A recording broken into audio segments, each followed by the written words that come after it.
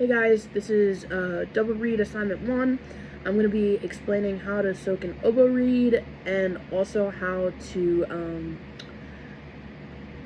put the oboe together. So the very first thing that we want to do with the oboe reed is we want to make sure that we're putting a new reed particularly.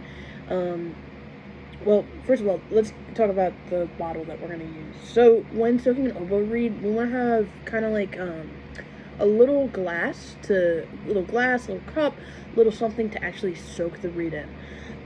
You don't want to put the entire cork in the reed because, again, you don't want to get that cork wet because it may actually cause it to dry out or tear in some capacity. You don't want to do that. All you really want is to actually get the cane in the reed. You're going to soak the reed for 1 to 2 minutes if it's kind of like a regular reed that you've been using, and then it's about, I think it's another 3 to 5 minutes if you're gonna use a reed that is kind of new, or if it's really dry.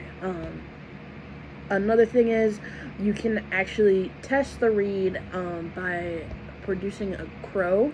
So basically you're going to gently blow air through it, and you're going to make sure that you're covering the reed, and you go all the way down to the thread.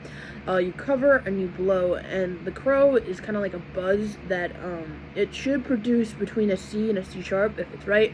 Some reeds are going to be a little different, but in theory that's going to be the best kind of way to actually do that. So the next thing is how to actually assemble the oboe.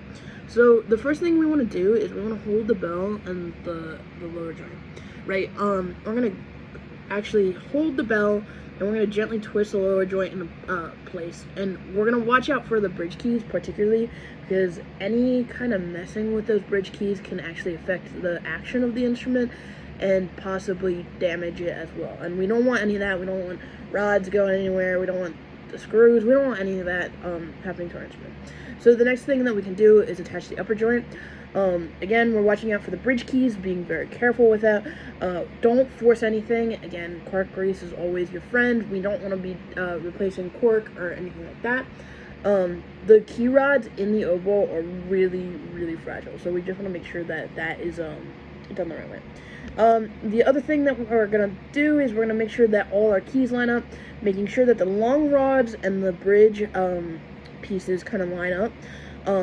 And it kind of actually, well, it doesn't, it doesn't kind of, it lets the keys actually function. It's like if you put a clarinet together the wrong way, it's the same kind of thing where it wouldn't work. Because, well, it's not that it wouldn't work, but your fingers would have a harder time moving around. You may actually get a physical injury because of that. And then finally, on top, we're going to put the reed. After it's soaked, we can't dip the oboe in.